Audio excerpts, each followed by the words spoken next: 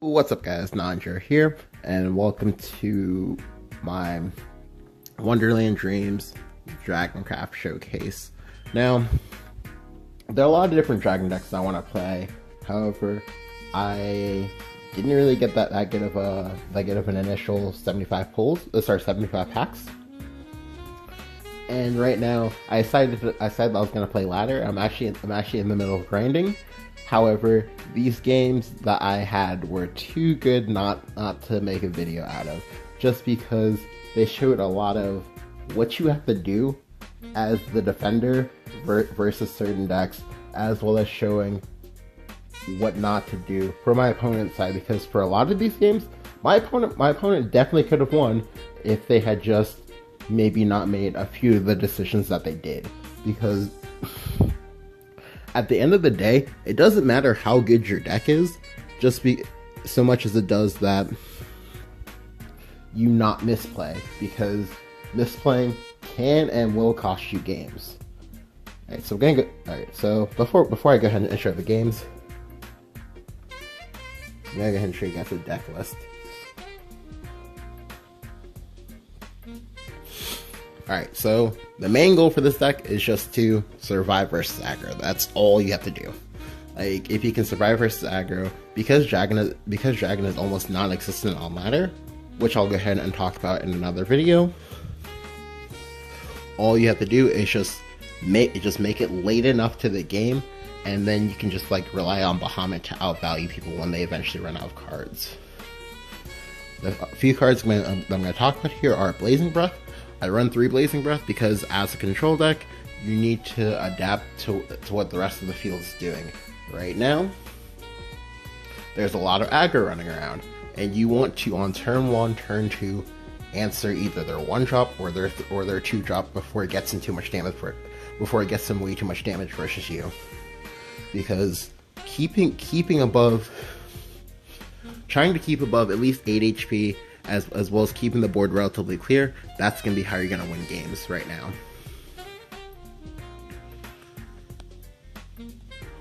Goblin Breaker Tina. Tina is really strong right now because everyone's playing neutrals, so generally she usually tends to get her deal 5 effect. This is really important because there are a lot of wards running around right now, such as Grimnir and such as Angelic Knight, and this is really important because a lot of them will be getting buffs from Alice, but as long as they stay under the 5 HP threshold, you can go ahead and clear off something obnoxious and then go ahead and take another trade. So you generally get a 1 for 2 and then sometimes a 1 for 3, and that's a lot of value. One Olivia. Olivia is really cool right now because a lot of times as Dragon, you need a lot of Evos in order to stay in the game. And having 5 to 6 Evos per game, as well as your Sahak Quill, means that you have a total of essentially 8 to 9 Evos per game, provided that, you know, you see all the cards that they need to see in the correct order. This is really important because the Olivia allows you to turn on the pressure, and it makes your Israfils without Evos later in the game not dead. This is important because you need to try to clear off everything as much as possible because this is important versus Sword and versus Shadow, because you don't know who is and who isn't playing what. Like versus some of these Shadow decks, it's really important they have Evos in order to clear off their board, so that way you don't get Ectard. And versus Sword, you need to clear off stuff so that way they don't play Rabbit Ear Attendant. If they can get Rabbit Ear Attendant or Ectard respectively, then you're going to be in a really rough spot because they're going to be able to recover a lot of resources that they lost, and hopefully maybe outvalue as a result. And then that's pretty much all the text. Everything else I've talked about in previous videos. But yeah, so now we're going to go to the games. I'm actually in the middle of a giant win streak at the moment. It's about 9 or 10 games. Oh, and we're just going to start from the bottom and just go up.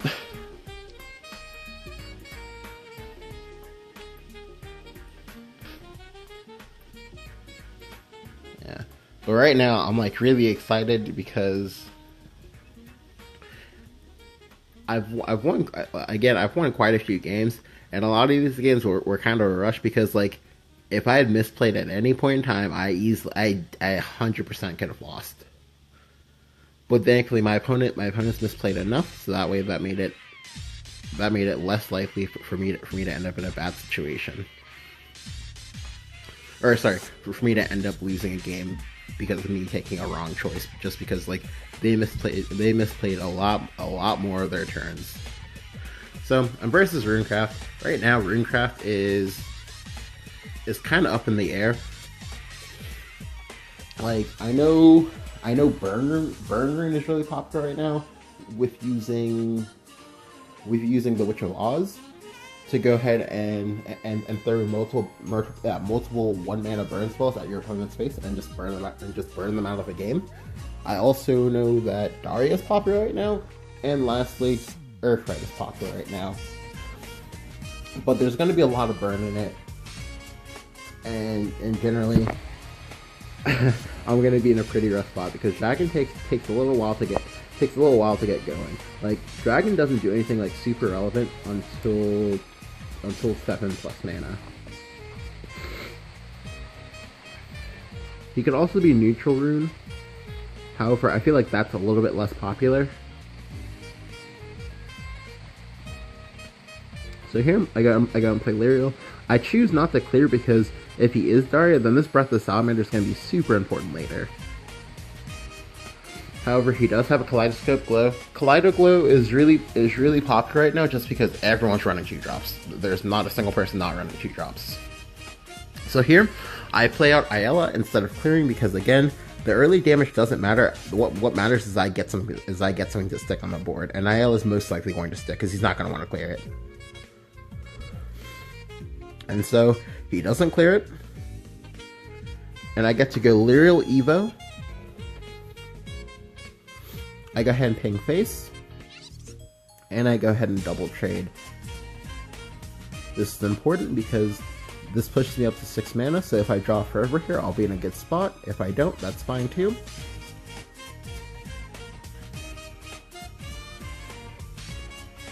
Now here, again, I really want to keep my Breath of the Salamander, so I'm gonna do whatever possible to preserve it.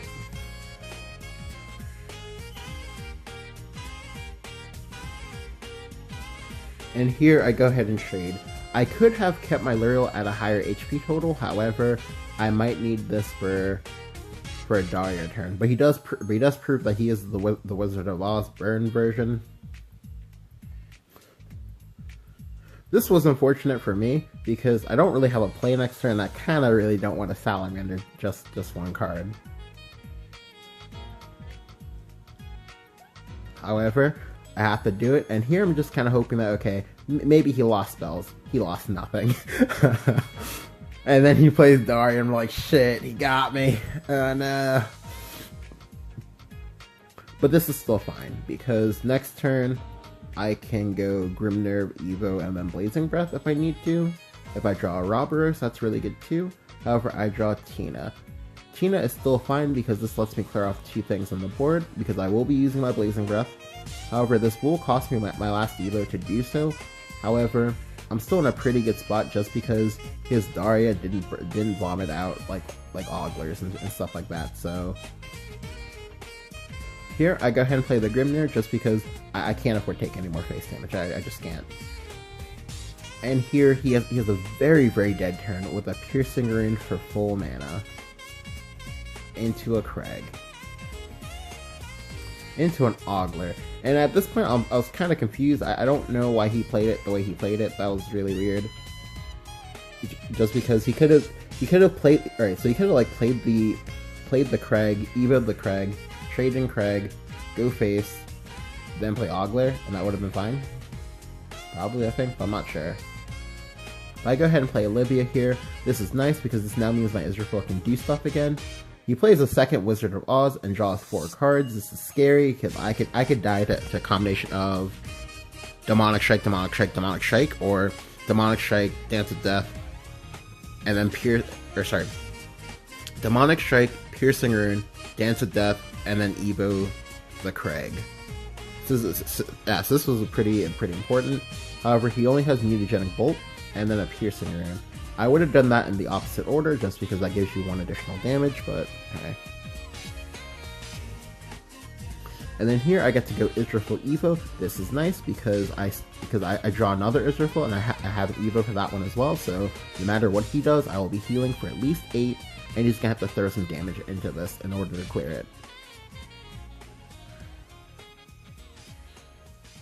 All right, this time we actually do get one of his spells, but he concedes because he doesn't have an answer to this.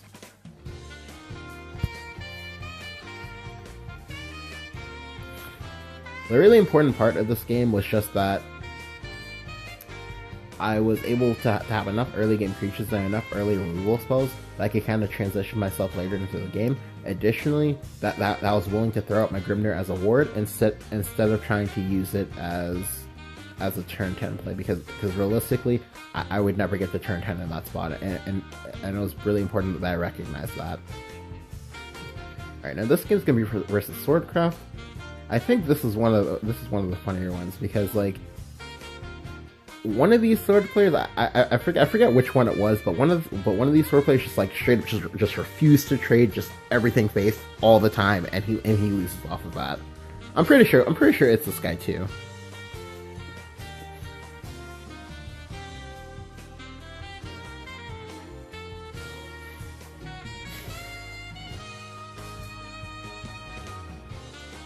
Alright, so I keep not Israfil, I keep Sybil, just because I have enough early game cards that realistically, if I can see enough early game and stay at a good spot, then the Sybil will go ahead and blow him out.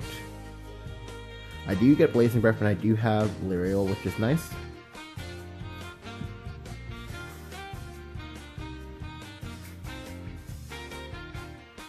Again, same as last game. Instead of going Blazing Breath, I have to play up the Lyrial in order to contest. If he plays Grimnir here, that's fine. However, he does play Kiss of the Princess, and I get massively punished because there's nothing in the game that can correctly deal with that on like turn 3, except for one Shadowcraft card. So he gets an 8 damage early, and that's just massive. That was ridiculous. So here I go Breath of Salamander. I go ahead and trade. I go ahead and ping it as well, and then I Evo with my Lyrial to go ahead and clear off his 4/6. Again, it was really unfortunate that I just got an 8 damage from a 2-drop. That was insane.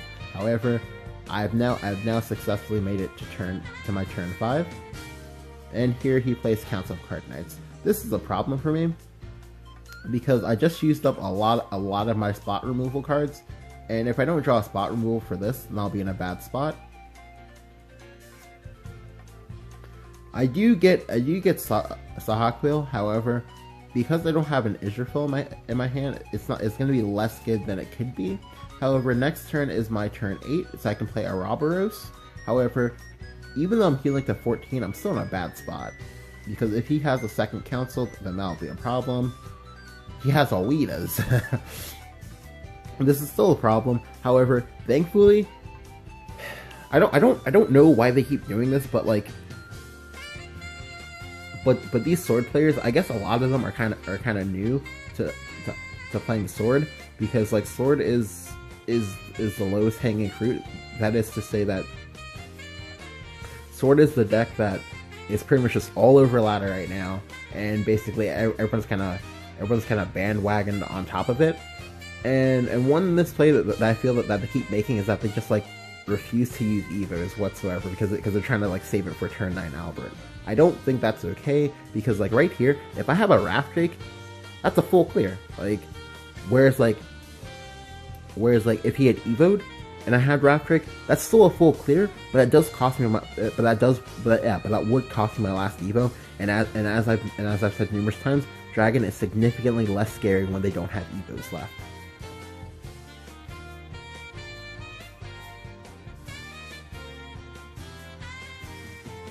So here, I have to go Ouroboros. I have to go and ping off his 3/2 and then trade into his 2/3.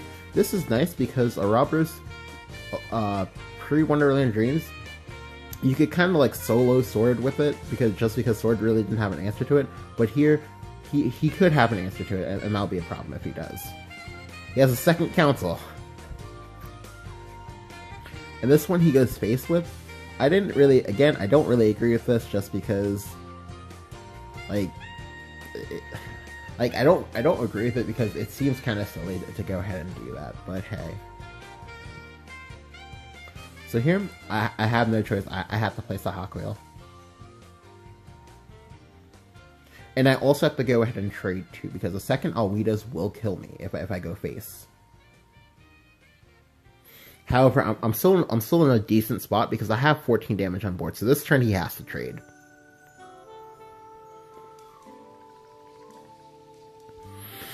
But here, he plays Rabbit Ear, gets a draw 2, and then draws Fina off. Sorry, not Fina, Tina off with that, and then trades into my Ouroboros.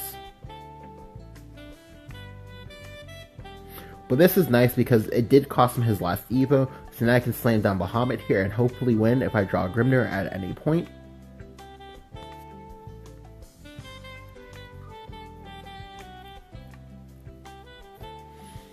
But instead, he decides to flood out. He plays Goblin Leader, and then a Grimnir. The Goblin Leader especially is really annoying because the Goblin Leader is going to make it so that, like, even if I drew a removal spell, I wouldn't be able to go removal plus a Ouroboros and then go face. So instead, I have to go Oracle, draw 1, play Sybil, play Scyther, and then go ahead and start healing. This is important because if I hadn't healed this turn, and I hadn't cleared as much as possible, I would still be dead to Albert. But right now, he's 4 off lethal, and he's gonna have to clear the Sybil. If he doesn't clear the Sybil, I'm just gonna get to keep healing. However, he does not, but he does get to play Rabbit Ear Attendant and draw 3. That was insane to me.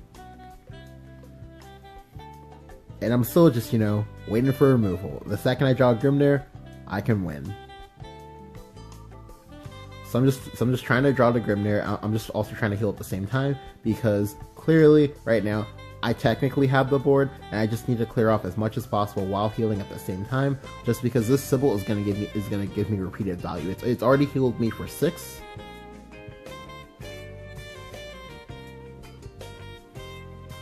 And my Bahamut is just on the board there, yeah.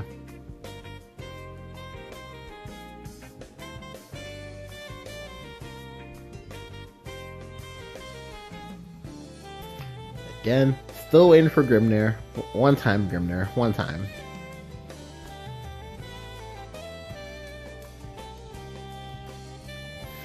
And here I play Oro. Because I have to clear a little bit more this turn, because now I'm in range of something silly like double Albert off the top killing me, because he has drawn quite a few cards.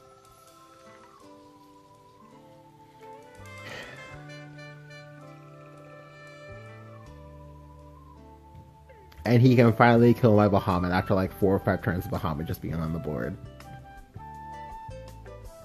So here, I get a little bit greedy. I really want this game to end, because like I don't want to play this game anymore. So I get a little bit greedy here, and I go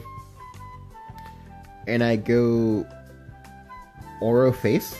However, that was a mistake, because if he had drawn Albert, that would have been a problem, because he could go ahead and clear off everything perfectly, and then again I'd be dead to second Albert. So it's important that I just keep playing the trading game.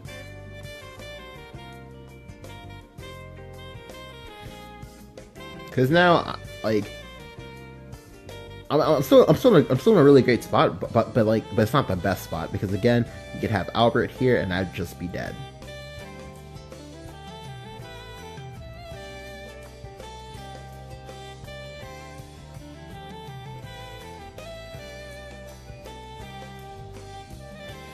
But thankfully he doesn't draw Albert, because something that someone mentioned to me, which I think might be true, is that a lot of these Sword players aren't playing Albert in their decks. Yeah. But he finally does draw the Albert, just a little bit too late. Yeah. He drew 23 cards before this game ended. And I think his Rabbit Ears drew him like 5 by themselves. But yeah, no, a pretty important part of this game was just that being able to safely make it to 10,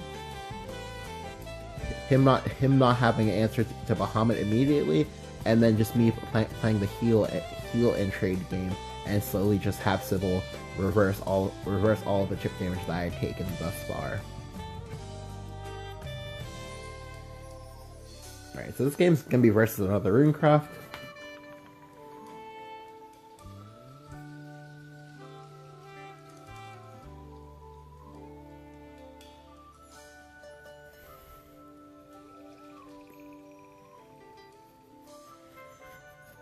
Alright, so I'm going second.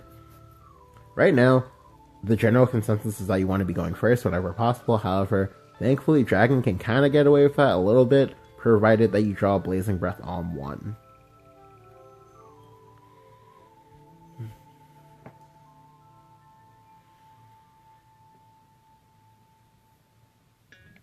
However, my hand's pretty bad here.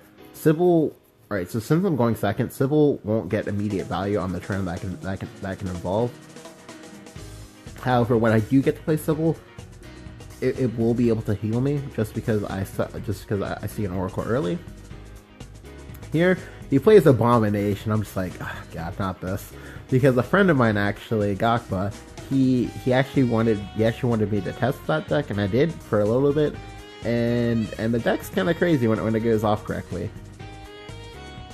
And because he has a Sigil in play, I have to clear Abomination this turn, because if I don't, and he plays Ancient Alchemist, I will take a lot of damage. Well, actually, not Ancient Alchemist, but just in general, it's better to get cards like that off the board early, because you never know exactly what your opponent is going to play. And because for this game in particular, I had a lot of initial value in my hand, so I felt that was like fine in doing that. So I finally do get to play my Sybil, and thankfully I don't have to use an Evo because he doesn't have anything on the board. However, if he does have Professor of Taboos here, then I'm in an awkward spot. But instead he uses Petrification. That's fine for me, because now I know that he has them, and additionally, I also know that there's one less for my Ouroboros when I eventually do draw it. So here, this turn is pretty important. He didn't use an Evo on Levi, which is questionable, because now I have to wonder, okay, well, what exactly are you saving these Evos for? And then I also get to draw and go to 10 mana. 10 mana is important just because it gives me full access to everything I want to play. And additionally, I was able to get a 3 ramp over him, or actually more of a 2 ramp, 2.5, something like that, because he's almost out of cards and I have a bigger hand size. So hopefully, if I can space out my things well enough, that I can go ahead and play the outvalue game.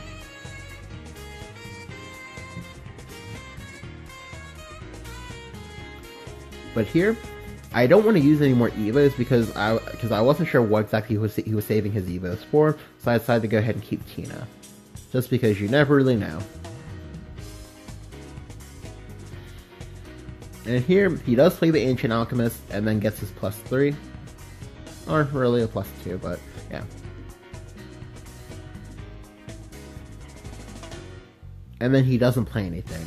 So, I guess he's scared of Bahamut now, or is maybe just trying to hold a hand so that way his Abomination will maybe get to do stuff. Either way, it's a problem right now.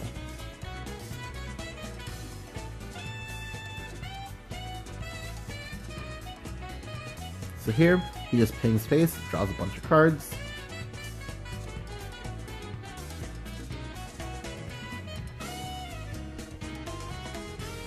So here, I still don't want to use Evos.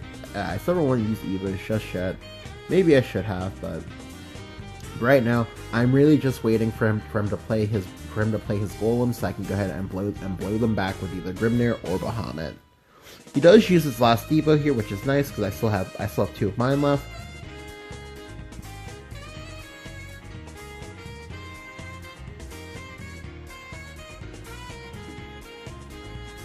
But again, he chooses not to play into AoE. This is still fine though, because I can go Tina plus Sybil, and I'll put out enough of a board that he has to answer it. However, these will be my last 2 real cards, because Bahamut and Grimnir don't count, because I want to try to save them as reactionary cards, because I know 3 of the cards in his hand are the Conjure Golems. So if he has removal here, then that'll be a problem. He does play Gingerbread House into Master Leave, and I'm just like, shit. Because now I actually have to play another real card. And I do have to play the Grimnir. I didn't want to play Scyther, although Scyther was a consideration. I just didn't want to play it because I really need him. I really need for him to play these Conjure Golems, and I thought that, okay, if I show him the Grimnir, then maybe he'll think that, okay, well, Dragon doesn't have any more AoEs, and then he'll like commit into it. But he chooses not to. He does ping my face though, and then he plays 1 Golem. So now I just play Bahamut because, again, I'm pretty impatient, and it was one of those, I wanted to see what he had, because there's still a lot of draws in my deck that'll just, like, outvalue him. But here, I just go Ayala, a Scyther, and then I trade. The reason why I don't use my Breath of the Salamander here is because I don't know if he does or does not have Professor of Taboos, and Salamander clears up Taboos perfectly. Alright, so here, he does. We do both finally empty out our hands, and thankfully, one of his cards was Abomination. Abomination will do actually nothing for the remainder of the game, just because he has to draw a lot of cards for it to be able to attack, because he has no more Evos. So here, I just play the pressure game. I go ahead and clear, I go face, and now he's on a timer. I can drop him to 6 this turn, which means I only now need two Ouroboros ticks in order to kill him. Or I need a Grimnir, and then maybe him taking 2 more damage from Lariel. He gets the Calamitous Curse off of his library, and then plays a second library, so now he's going to draw. Alright, so next turn he's going to go back up to 3 cards, and then he's going to draw a 4th card at the end from library. So here, I just don't play anything. There's no reason for me to play anything, because I don't know exactly what else is in his deck, and I kind of don't want to get cheesed by anything silly. I still have an Israfel in my deck, so here I go Grimnir, and again, he's on a timer. He needs to have an answer this turn, or Grimnir will kill him.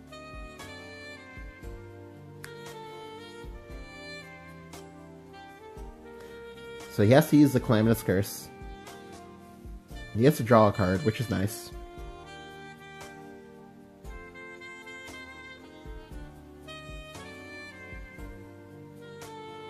And then I top deck Scyther for the win. Yeah, that was a pretty crazy game. My opponent didn't like misplay or anything. He actually played the game really well. It just really came down to he's playing stuff like Calamitous Curse, which I don't really agree with, because he's also playing Levi's. If anything, I would actually just play Professor of Taboo, just because, as you know, I'm a really diehard fan of Professor of Taboo, because he's an aggressive recovery card, and he lets you turn the tables and then start winning. So this 4th game is going to be for Swordcraft.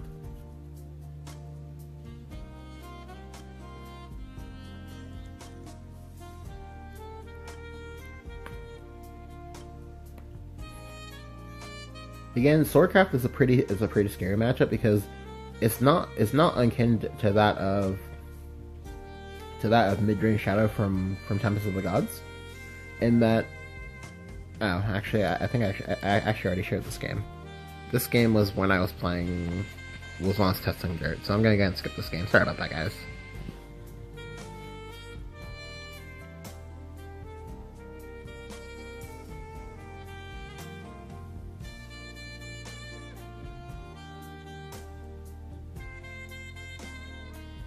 There we go.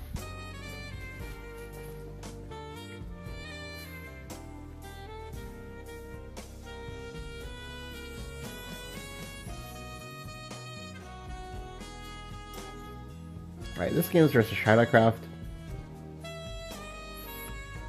Shadowcraft is kind of interesting because mid-range Shadow is really good, but people are also still playing stuff like Alice Shadow and Corpse Lord Shadow with Siren's Tears. So I don't really know what to expect, but I decided to just keep anti-aggro tools because regardless of what he is, he's going to be playing creatures early, and I need to get rid of those. So he does miss turn 1, which is a good sign. And then he has a Skull Beast on 2. This is also really good, because I can go ahead and play out Lyriel to contest, and Lyriel will go ahead and get a +1 in the trade, or he'll be forced to use the zombie party early. However, he does play out Bone Chimera. Bone Chimera is actually an issue. And I get a little bit greedy here. I just go ahead and go face because I want him to have removal for this. However, he plays Erd, which is a giant punish because now he has a butt ton of zombies on the board. And here, I decided to go ahead and try to bait him. I go ahead and take a very, very bad trade overall, just on the chance that, well, maybe he's not playing Reapers. If he's not playing Reapers, then this is good. And also, a lot of my opponents don't know how to not play into Breath of the Salamander. I don't know why, they just don't. Like here. If he had evoed any of his zombies, or not zombies, any of his skeletons, he would have been a really great spot, because he would have been able to play around Breath of the Salamander. However, he plays right into it, and I have it, and then, yeah. However, he does have a lot of shadows. He has 10, and then he plays a Attendant of Night. This is an issue because I'm going to have to use up another Evo.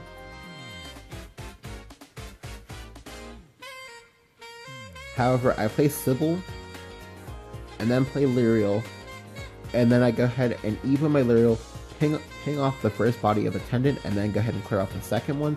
This is important because it leaves my Sybil at full HP, as well as removing the Attendant before he can possibly have Ekdar. And I also go ahead and get some healing out of it too. I really want him to try to play into Israfil. However, he does play Conversion on a Lurching Corpse to get rid of my board and draw 2 cards. He then also Coco's his Skull Beast, and then commits a second Skull Beast, as well as a Demon Eater, so in the end he drew 4 cards. Because he drew so many cards, I now have to kind of play it conservative and try to play the value game, because if he has Ekdar and I use up my last Evo, then I'm giving it a bad spot unless I can draw multiple Bahamut's.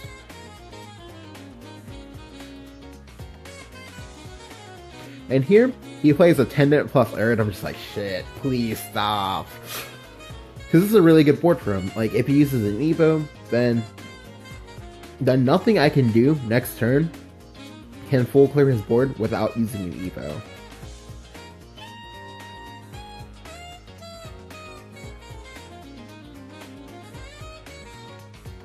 So I go Israfil Evo.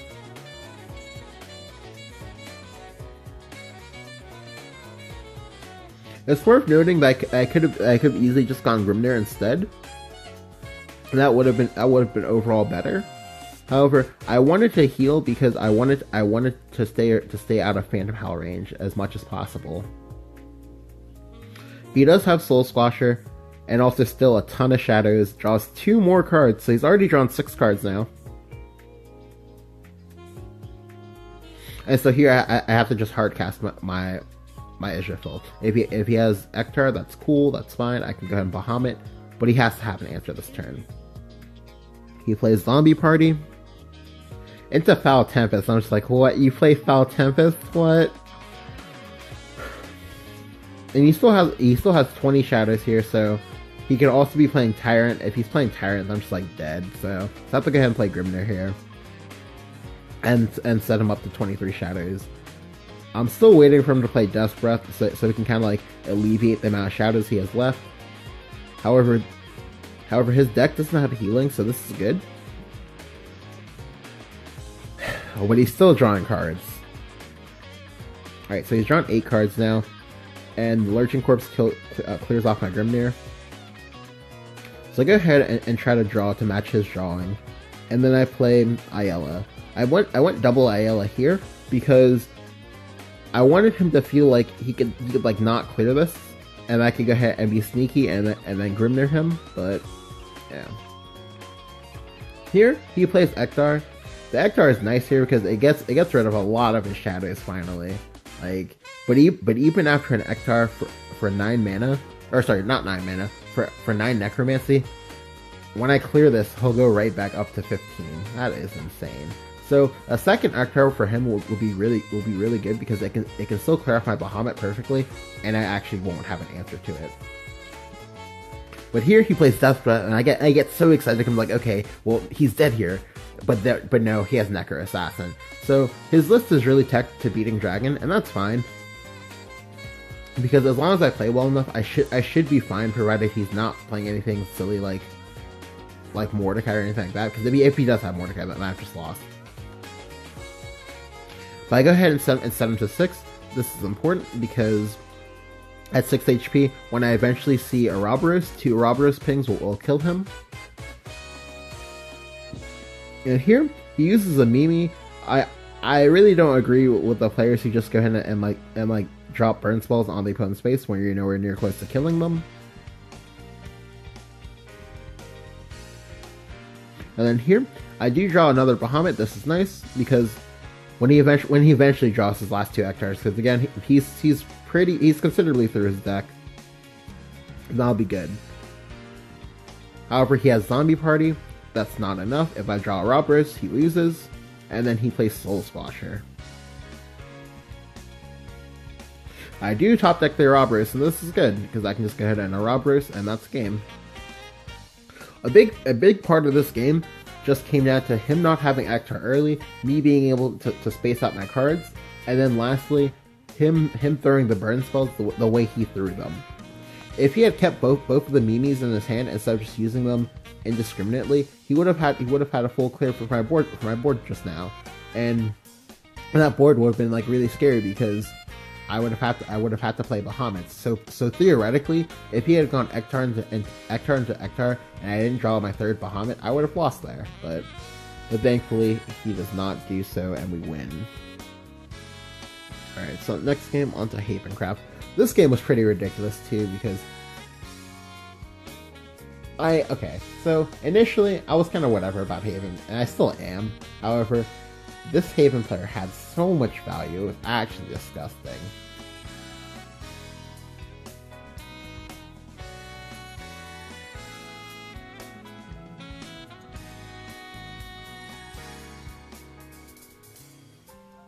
So here, I'm going to go ahead and full keep.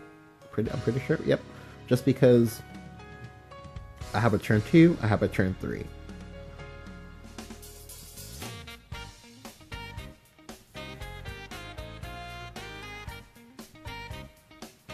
I also draw Fervor, so if at any point, if he has a weak turn, I can go ahead and Fervor to try to refill up on cards.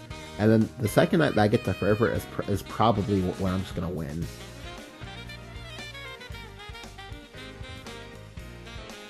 I do miss the turn 3 though, and this is potentially pretty scary, just because he can start to develop, if he develops something like Grimnir here, I'll be in trouble. But thankfully I do draw Ayala. And I'm just going ahead and Blazing Breath and then trade into this. Just because if he does have something like Priest of the Cudgel, that's fine. Because if he does have it, then I can go ahead and Fervor. However, he does have Hollow Dogma plus Snow White, and this makes his board actually really sticky. I don't want to take any more damage, and I want to try to try to generate some space for myself in order to play Fervor. So I go ahead and trade, then go Sybil, and then Evo the Sybil to clear off the Tiger. However, if he has Tea Time or if he has Cudgel, then he's in a good spot. He does have Tea Time, and this is problematic for me. Because Tea Time is actually a 5/6.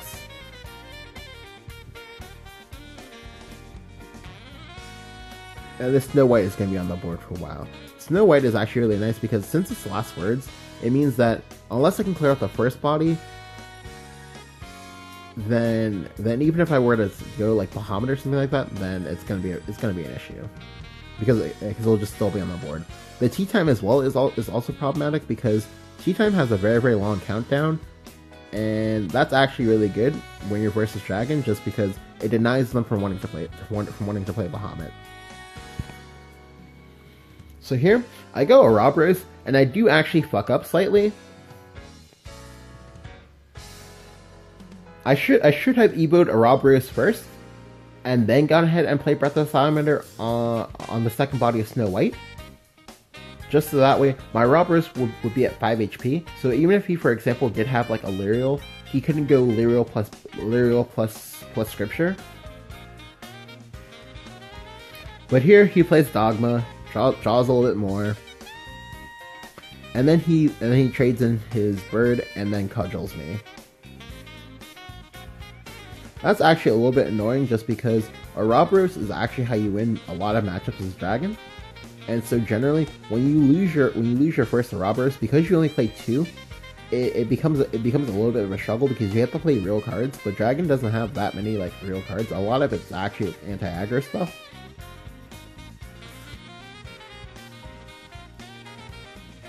So here, I play Olivia, I get back my Evos. I've already used 3 Evos to his 2.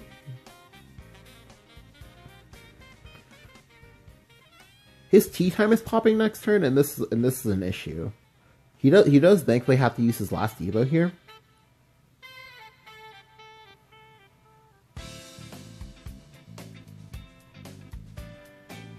And now I can finally Fervor. The Fervor is good, it draws me some cards. I play Sybil. The Sybil is also good because it'll be at enough HP that, yes, he can still Scripture me, however, I won't die to something like birds. Or sorry, it won't die to something like birds.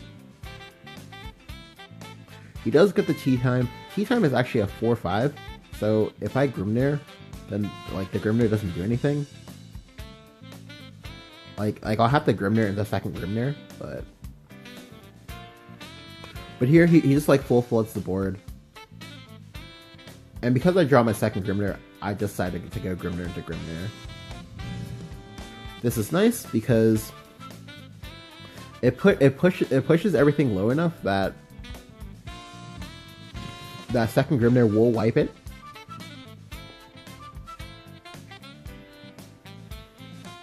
And the Grimnir is also a ward here. I don't agree with that trade. Okay, sure, I'm still gonna Grimnir you anyway, but why not just get him the extra damage? The extra damage makes so much more sense. So I just go ahead and Grimnir him again.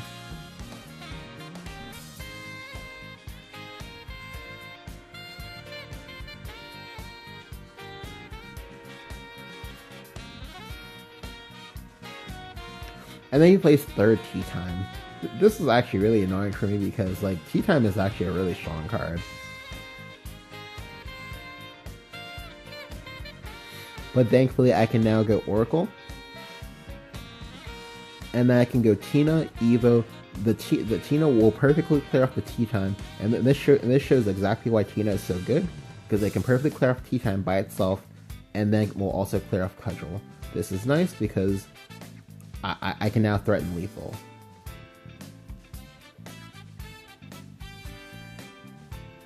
He has a Scripture. That's fine. Because everything on his board is an amulet, so he needs to wait until at least next turn before he can do anything at all. I do draw Bahamut, but Bahamut doesn't do anything here, like at all. So the first set of his amulets pop. However, it's not enough because Lyrial is behind a ward. Yeah, this game is pretty crazy. I don't think that there was like anything that my opponent really could have done. It really just more so came down to me playing correctly, and just me overall having the stronger value, and also being in a position where I could go ahead and Fervor and then also Scyther to clear off his board. this game's gonna be versus Bloodcraft. Bloodcraft is one of the classes that are like most hyped up to be like really crazy, and to be honest, the hype is pretty justified because Spawn of the Abyss is actually ridiculous. Like taking 12 damage from an 8 drop, and then also being in a lose situation where even if you can somehow clear it out from stealth, you'll still take damage is pretty insane. But it's a pretty good card, and yeah. So I keep Oracle, but I pitch back everything else. I believe I was going second. However, I wanted to try to get Fervor just because the Bloodcraft deck actually is a little bit of a slow starter, and I wanted to try to be able to have cards and see what I needed for this matchup. So he plays Blood Wolf but doesn't go face, and this is kind of weird to me. It kind of like signified that okay, maybe he's gonna be playing something like Succubus next turn, but instead he is playing Demon Key.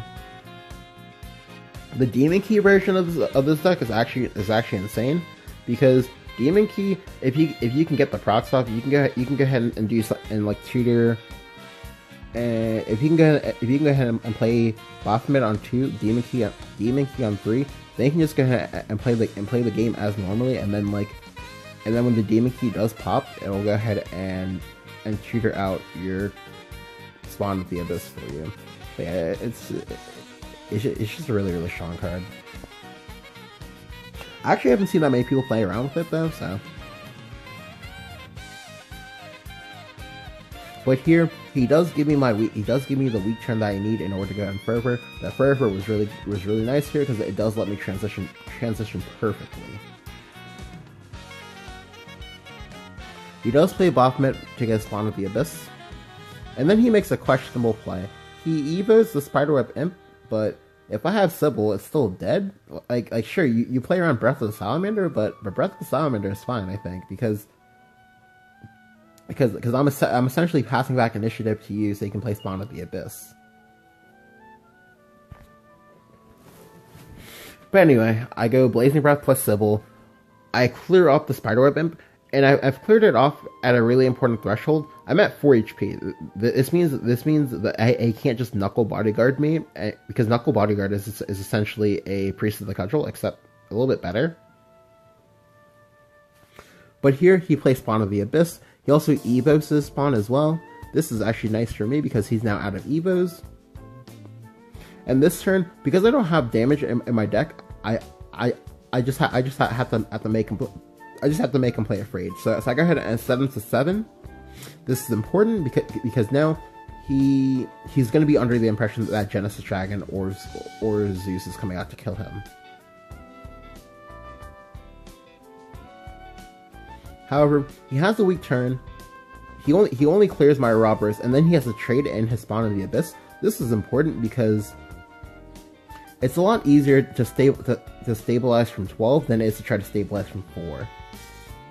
But this is nice because now I can Grimnir him. The Grimnir will set him to 3, and he needs to have a heal this turn in order to live. If he has no heal, he's dead to Robbers. If he somehow forgets that Robbers is in my hand, he's still dead. He does get out the Spawn of the Abyss, and then he plays Emeralda. However, that's not a heal. He's dead to Robbers. This game was important because he didn't have any of the prerequisite healing that he would need to have. Like, for example, if he had say Diabolic Drain, that actually would have lost. And me choosing not to Evo Grimnir was actually a misplay, just because Diabolic Drain would have put him just barely out of range of me killing him, and then Spawn of the Abyss would have killed me if he had it. So.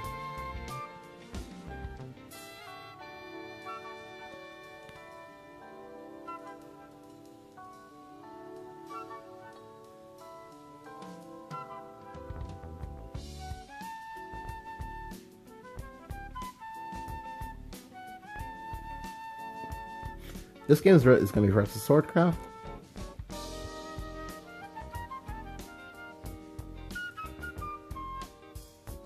Alright, so my initial hand is low, so I just go and keep it. Right now, at the moment,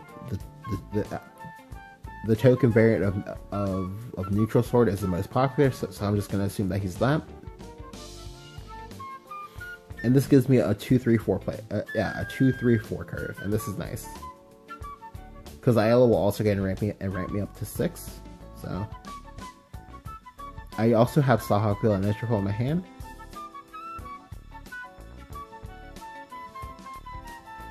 Okay, so here he plays Goblin Leader. The Goblin Leader is actually obnoxious because it's a 2-4 for 3 mana, and that's actually pretty strong.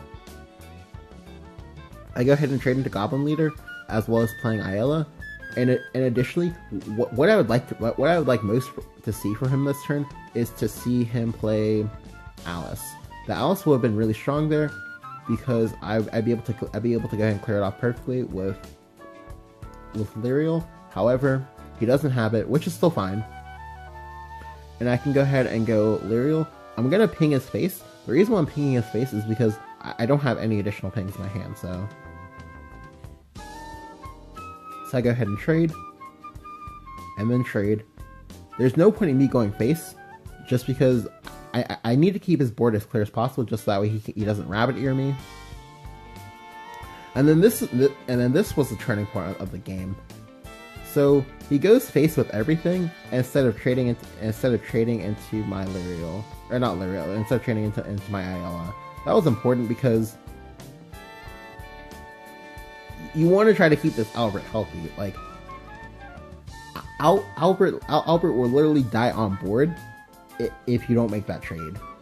And so for the promise of getting 1 damage that turn, you're gonna lose. You're gonna lose the potential to get 5 extra damage the next turn. That was a mistake.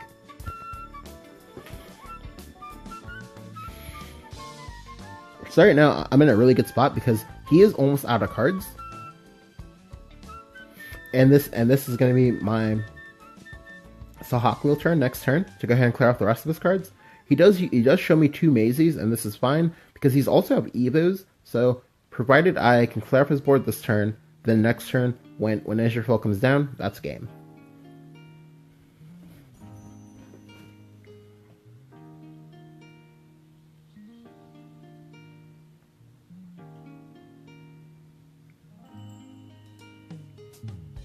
He plays Alwidas, that's fine. I don't care about that because I have Israfel.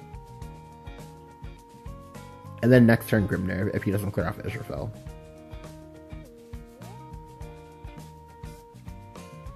So I get to go face for 6, full clear the board.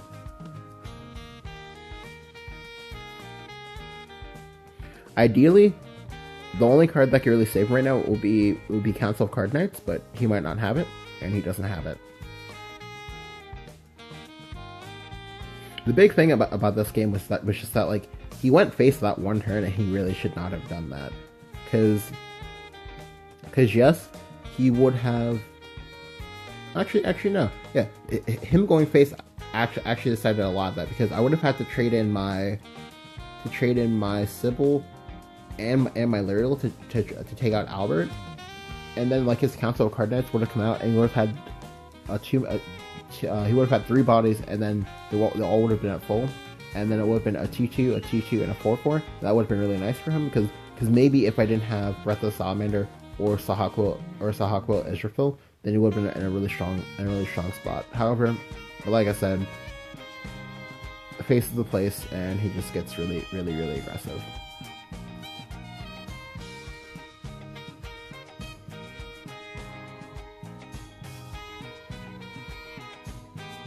Alright, so this game is going to be versus Bloodcraft. This game was pretty ridiculous, and I just barely managed to take a win.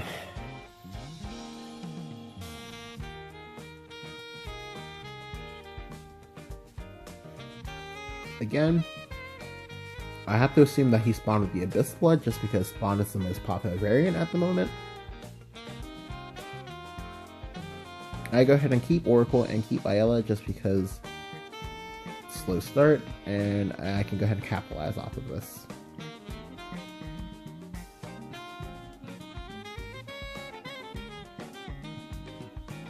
So here, he plays Urius.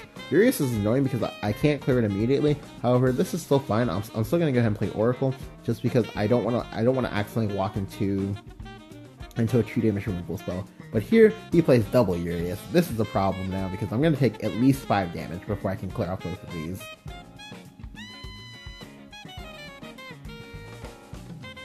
But this turn, I really want to be able to take a value trade, then play Lyrial, evolve the Lyrial, clear off 2 of these. However, he has other ideas.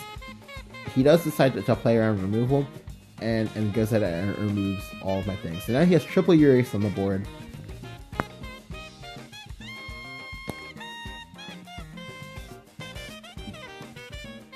And now I have to go, and I have to develop, play Lyrial, play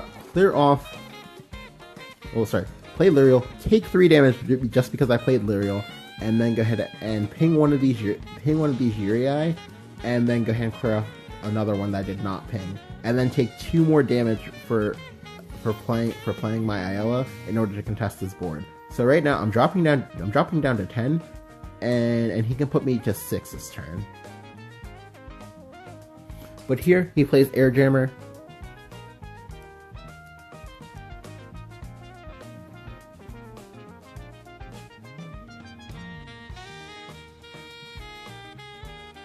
Yeah, I've just taken just so much damage. It's insane. But thankfully, I top deck Breathless Salamander. This lets me full clear his board and keep my Ayla alive. This is important because it means that next turn I can try to Fervor. But no, he plays Carabosa, and this tells me 2 things. 1, that he's now capped at 6 mana, and 2, that I have to be super conscious about healing as much as possible now, just because now 2 burn spells will kill me. He has already used a Razor Claw, that is true. However, it's really important that I just get a strong foothold on this board. I do push myself up to 10 this turn instead of getting afraid and trading into Carabosa with my Ouroboros, just because I want him to commit resources into this Ouroboros in order to clear it, and I want to get rid of his last Evo.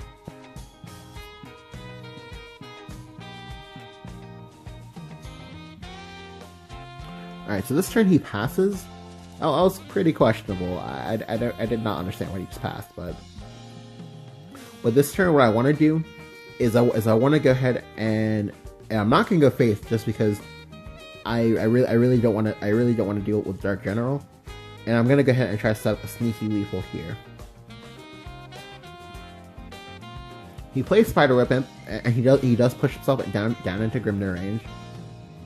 And then he also plays Disagreeable Demon. So now he's really afraid of taking damage. However, he needed to just play one of these wards, or just accept that if I had Grimnir that he was gonna lose. I do have the Grimnir, and so I can go ahead and do 21 damage to him. Or not 21, sorry, 17. I'm sorry about that. Yeah, and I go ahead and win. Now, a really important part about this game was just that I tried to play to my outs as much as possible. I made sure to ping one of the Uri, so that way it would be in range of a 2 damage removal, and then I also drew the Breathless Salamander. The Breathless Salamander is single-handedly what kept me in the game for the most part. Just because if I had played anything else, I would have taken 2 more damage from Urias, who, by the way, did like 14 damage to me. Like, let's just go ahead and think about that for a second. 3 2-drops did 14 damage to me. And now for the last game. This game is going to be versus Shadowcraft.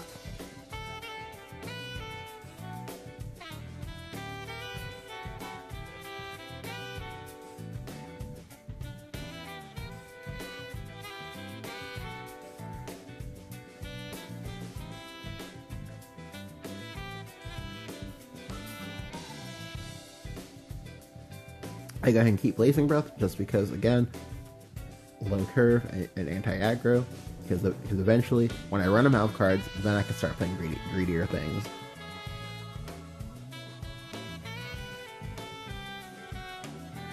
He plays Wise Merman here, and now I know that he's neutral Shadow, and that he might be playing Dark Alice. If he is playing Dark Alice, that puts me in a little bit of a rougher spot. But he does start out with a strong early curve. I go ahead and play Lyriel to contest, because he either has to take a weak turn clearing this, or he has to let me get a value trade and let me keep developing. Here, he plays Grimnir. The Grimnir is annoying. But I do draw Tina. Drawing the Tina lets me go ahead and play Ayala. I'm not going to trade into him because I don't want to make his job of clearing my board any easier for him. I want to make it as difficult as possible, but he does have Caterpillar of Riddles. And this now lets him start taking value trades. This is a problem for me. However, me playing Tina on 4 it goes ahead and clears off Grimnir entirely, lets me trade into Caterpillar, and then also lets me clear off Unica. This is important because this pushes me up to 6 mana, and now next turn when I go Sybil, I will be getting healing, and I can also go ahead and pair that with a Blazing Breath as well. He plays Angelic Knight, which again is pretty annoying, just because it puts his Lyriel behind a ward.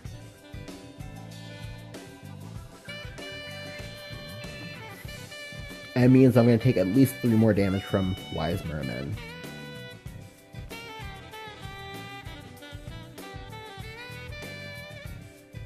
But the Sybil is nice because Sybil pushes me up to 8 mana. So the next turn what I can do is I can go ahead and go Scyther plus Blazing Breath. And he's also almost out of cards, so this is nice. Now, provided he doesn't draw something like Serb Phantom Howl, I'll be great.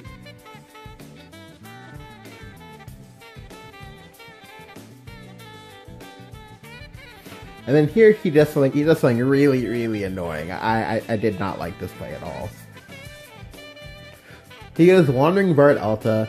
The Wandering Bard is actually really nice and really strong from here, just because I now no longer can make the play I was gonna make. I now have to make a different play.